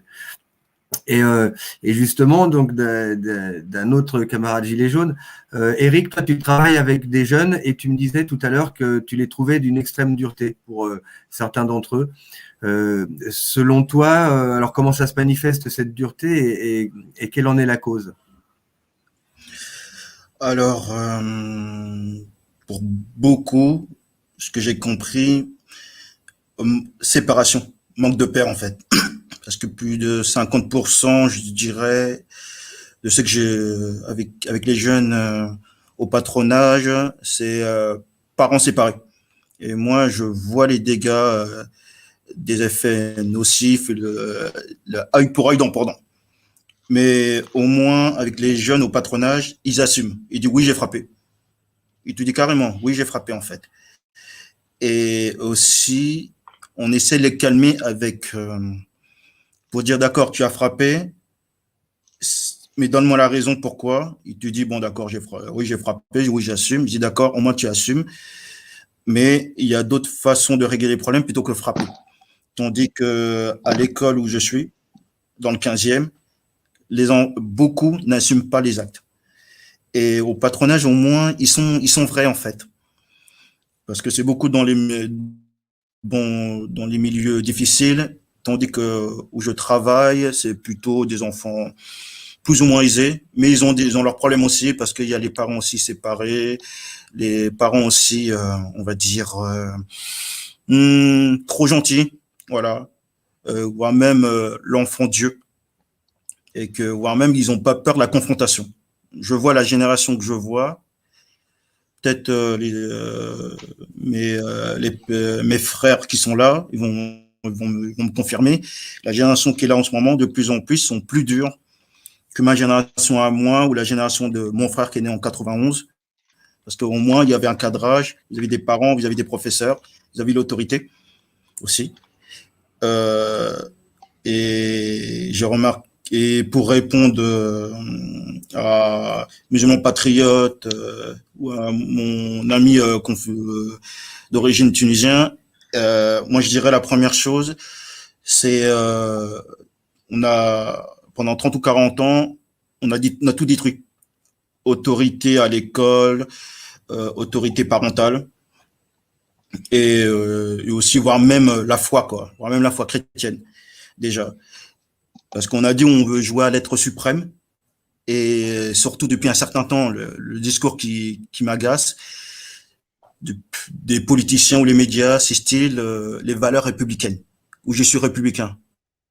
Bah, moi j'ai envie de dire ça veut rien dire, parce que moi je peux aimer la République populaire de Chine avec Mao, on sait ce qu'il a fait, je peux aimer la République romaine, et que le père, le mari avait le droit de mort vis-à-vis de sa femme, voire même vis-à-vis de ses enfants, 6-7 ans. Je peux aimer la République, l'ex-RDA. Voilà, je peux dire ça. La République, ça veut rien dire, personnellement pour moi. Parce qu'avant de parler de la République, que la République française, c'est une idéologie et politique de l'être suprême, sans Dieu. Il faut parler de la France. Si vous parlez de la France, je suis sûr et certain, il y a beaucoup de gens qui vont aimer la France. Et moi, avec qui je me suis brouillé, le plus souvent, peut-être ils vont me confirmer les autres, bah, c'est des Français de plusieurs générations. Et ça, c'est grave. Ça, c'est grave, quoi. Moi, je dis, bah, attendez, j'ai l'impression, c'est moi, le Français qui n'a même pas Français de plusieurs générations ou Français de 100, quoi. Est-ce que vous trouvez normal que c'est moi qui dois défendre plus la France que vous, personnellement?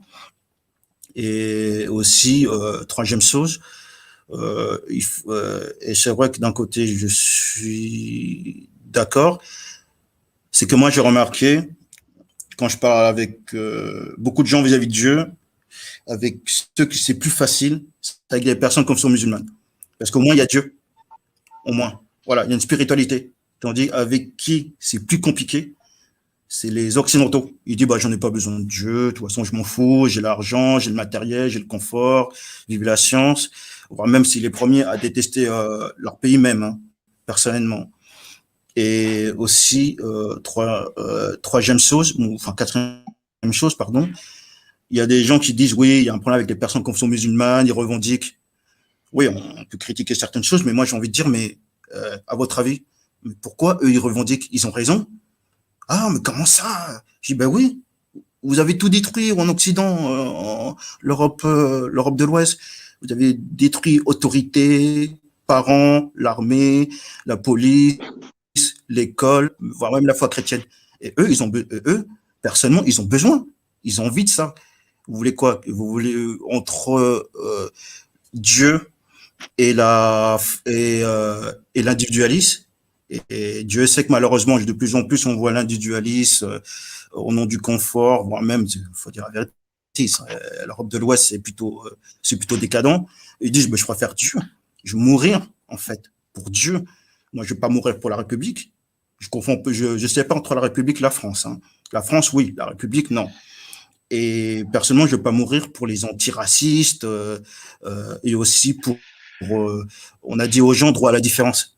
Ah bah, c'est pas étonnant pourquoi il y a des gens qui disent ah bah, moi je reste dans ma communauté. Et d'un côté, c'est humain, comme a dit musulman patriote, c'est humain d'un côté. Mais ça peut empêcher de parler avec les autres aussi dès que voilà.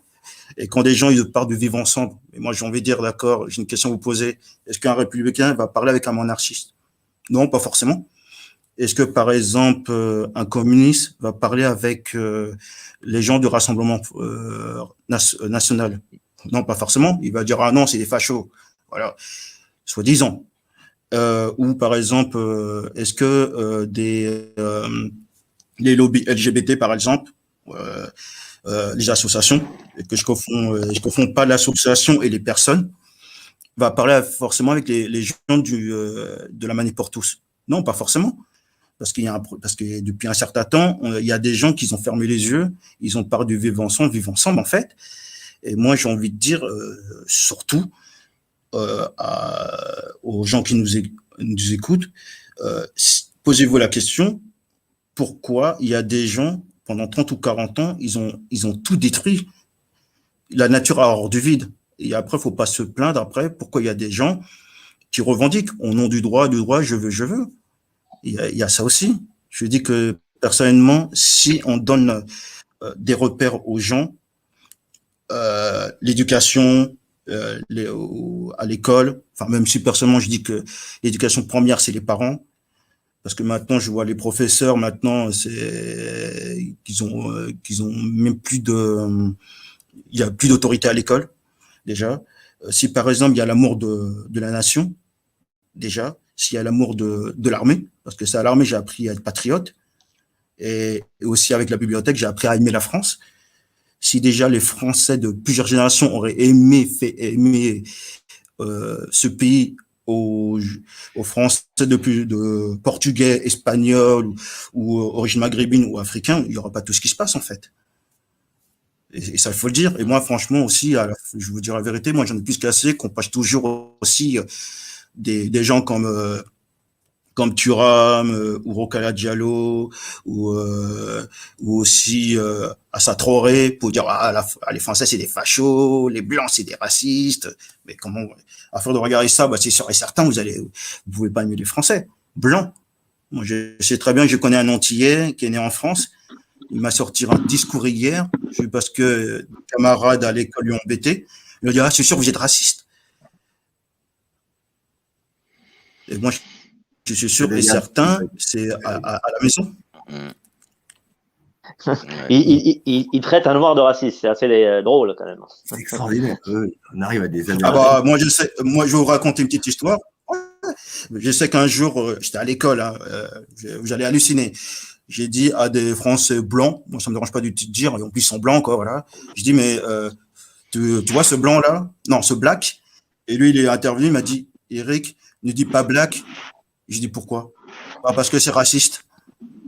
Moi je dis mais Alexandre, où t'as entendu ça? Ah bah j'ai entendu à la télé sur Arte, un Afro-Américain il a dit que black c'est raciste. J'ai écouté, j'ai dit attends, il est sérieux, mon Dieu. Je dis alors si par exemple toi tu dis white, blanc, ça veut dire que c'est raciste? Et là il m'a rien dit quoi. Mais j'en veux pas à lui, j'en veux à la télé et aussi peut-être à l'éducation de ses parents aussi. Ou le manque d'éducation, peut-être.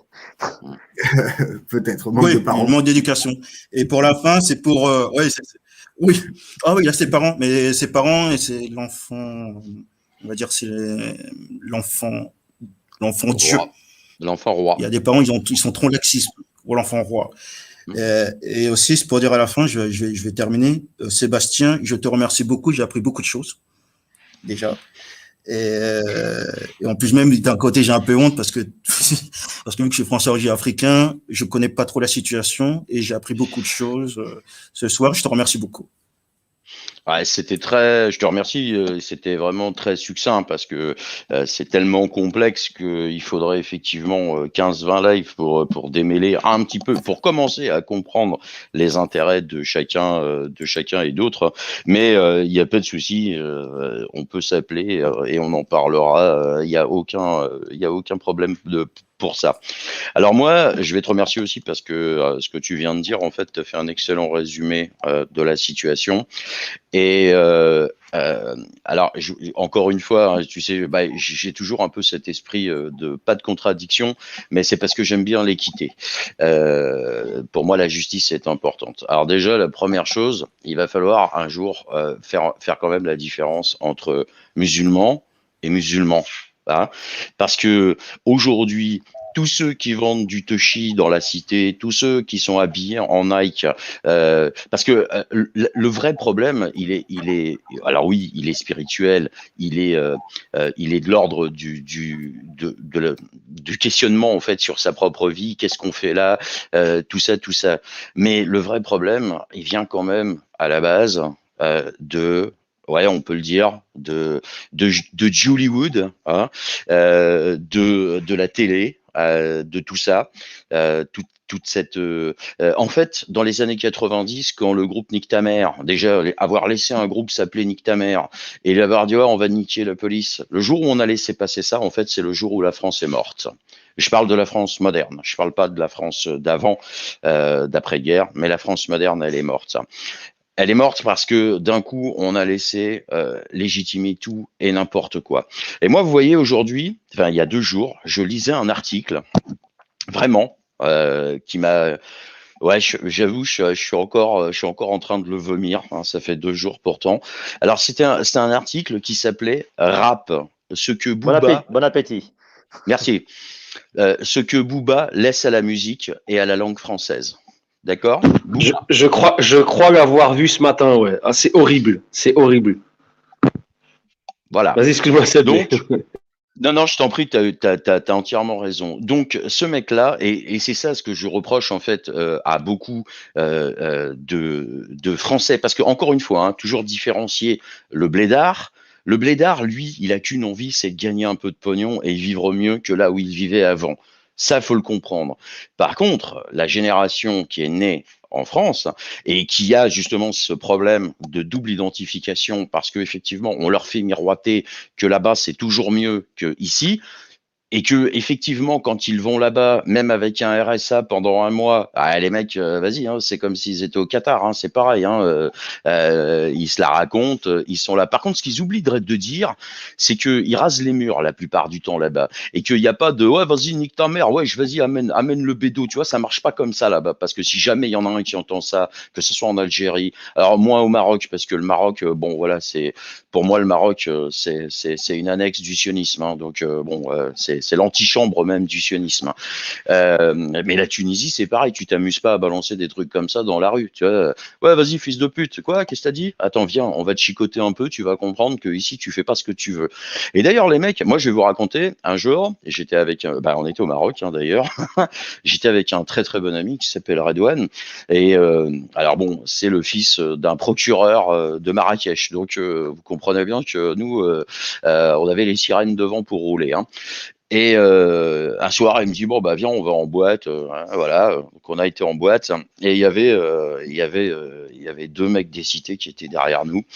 Et il y en a un qui parlait en arabe parce que je ne parle pas arabe, mais je le comprends plutôt bien. et qui dit comme ça, il fait ouais, vas-y, on est chez nous, regarde, on est en train de faire la queue comme des trimards parce que regarde, il y a les C-francs qui sont là, machin et tout. Et puis mon pote Redouane, il dit attends, viens, on va les laisser passer. Donc, on leur fait un geste, on dit vas-y, avance. Et à l'entrée de la boîte, hein, c'est une boîte qui se trouve en dessous d'un des plus grands hôtels, je me souviens même plus du nom de la boîte. À l'entrée, il y a 2 vigiles et il y a deux mecs de la garde royale qui sont là. Et donc les gars sont arrivés devant comme ça, puis ils les ont regardés, ils allaient pour rentrer, puis l'autre il lui dit tu vas où toi?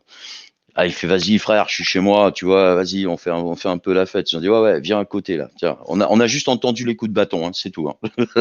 On les a plus jamais revus. Et les mecs, le lendemain ils étaient à l'ambassade de France pour demander leur rapatriement en France, d'accord?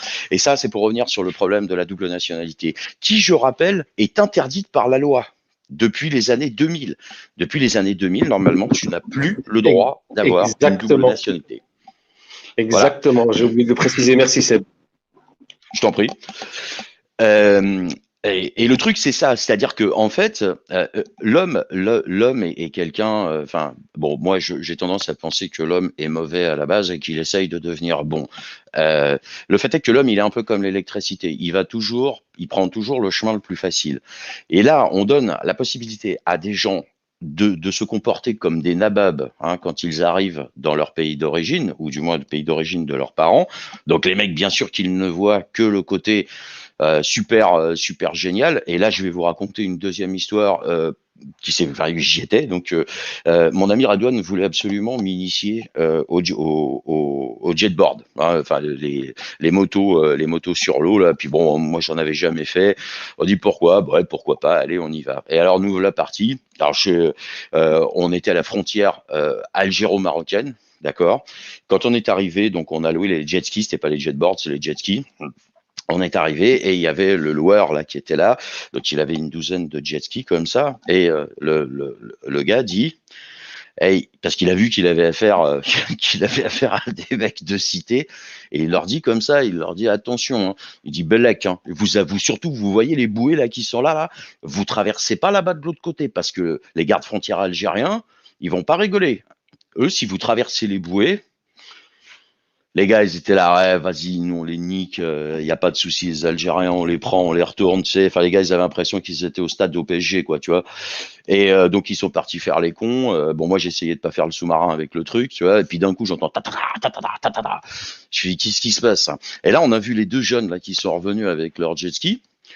Les mecs, ils étaient blancs. Là, ils avaient plus de couleur, ils étaient blancs, tu vois. Ils étaient juste blancs. Et ils étaient en train de crier au fou. Parce que justement, ils avaient voulu passer la frontière, hein, puisqu'en fait, la frontière est matérialisée par ces bouées. Et donc, ils avaient voulu passer en Algérie. Et là, ils ont pris une branlée. Mais quand je dis une branlée, par le loueur, qui leur a dit, si jamais je trouve une balle, tu vois, le mec, il en avait rien à foutre de leur vie. Hein. Le mec, il a dit, si jamais il y a une balle qui est rentrée dans mon jet ski, voilà, vous allez payer. Je te jure. Et les mecs. Excellent. Ça me fait penser à mon père, nos parents à nous, les Maghrébins, quand tu tombes, il dit putain, tes vêtements, je les ai achetés hier, mais je viens de me fracturer le coude. Pourquoi tu m'as fait?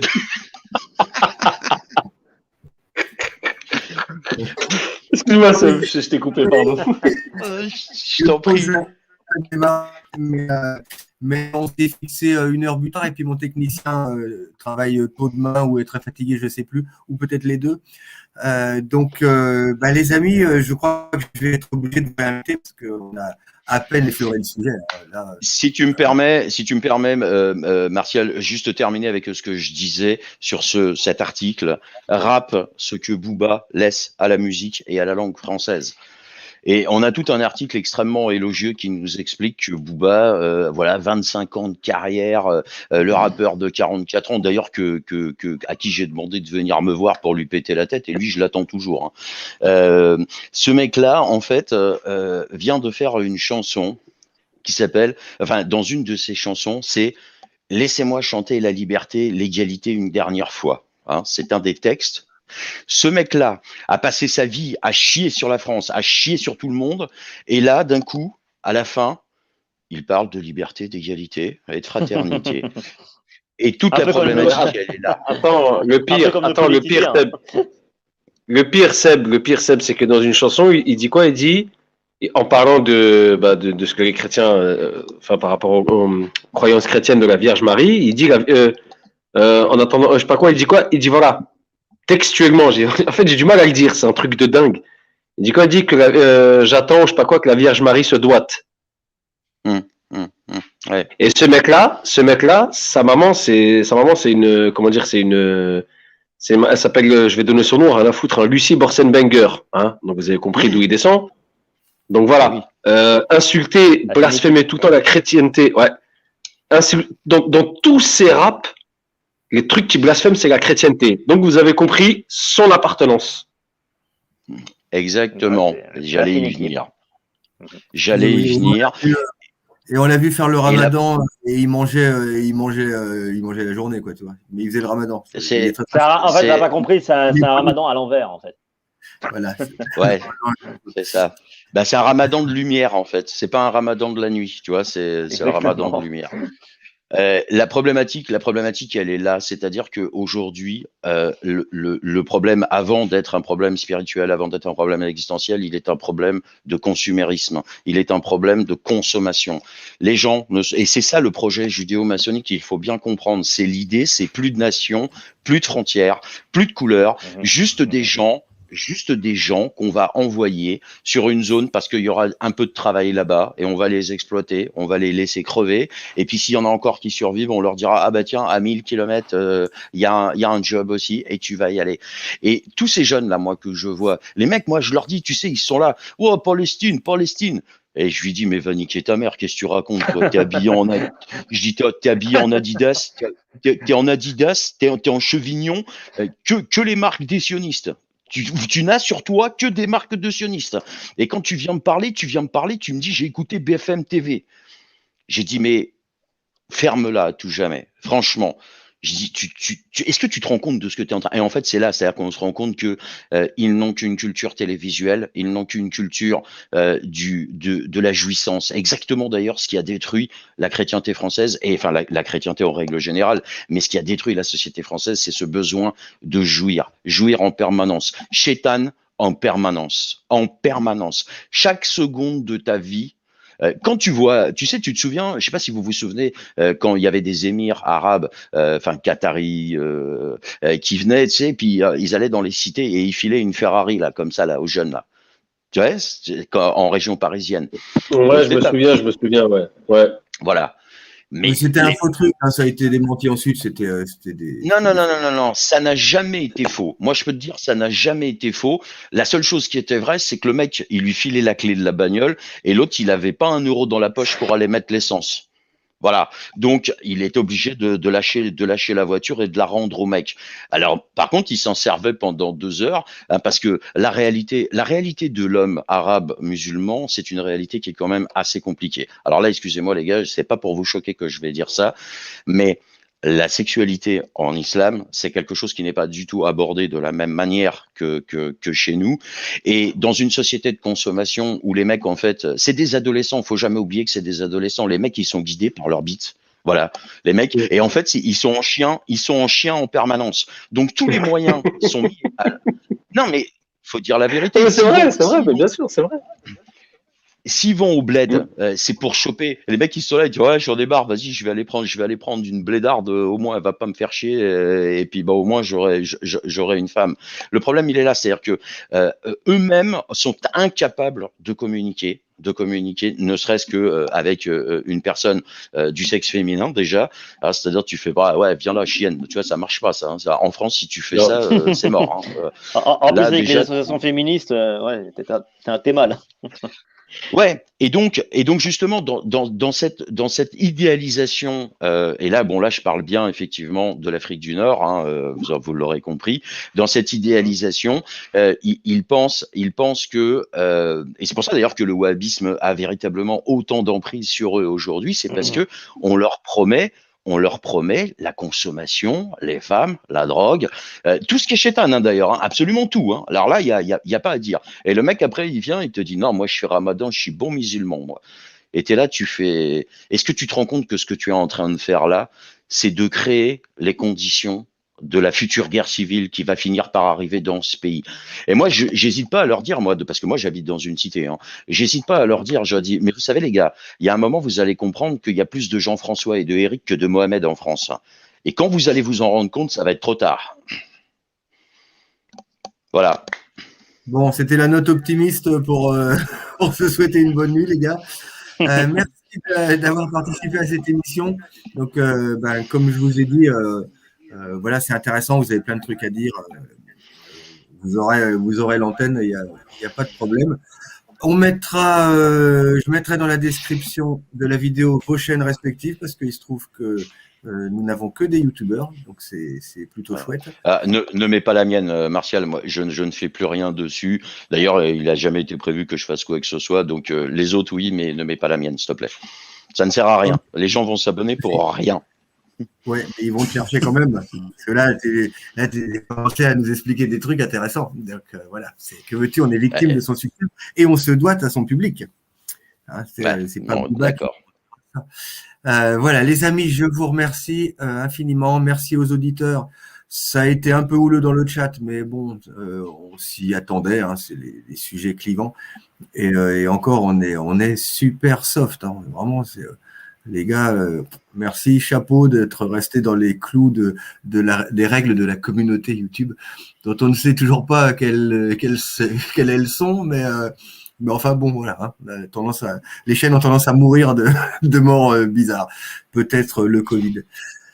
Vous savez, moi je dis une chose, gardez un truc en tête, tous autant que vous êtes sur le chat là, gardez un truc en tête. Les éléphants retournent toujours mourir là où ils sont nés. Demandez-vous pourquoi. Voilà. Merci Seb, merci Eric, merci Zied, merci Mehdi. Écoutez, on vous souhaite une bonne nuit. Ouais, on va remettre un petit coup de caméra. On se retrouve très vite. Il y a des projets à venir. Je vous en reparle bientôt sur ma chaîne. Bon, super les gars. C'est bien. On a fait une partie du taf. Bon, il en reste énormément, mais bien. Je pense que les gens vont aller voir vos productions respectives. Là-dessus, bonne nuit, force et honneur. On lâche rien. Et que Dieu vous bénisse. On peut envoyer le générique, la régie. Un petit chant militaire pour finir.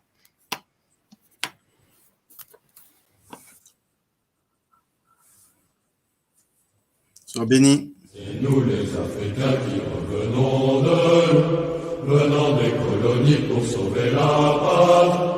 Nous avons tout quitté par un bourbifoy, et nous gardons au cœur une invincible ardeur, car nous voulons porter haut et fier le beau drapeau de notre France entière.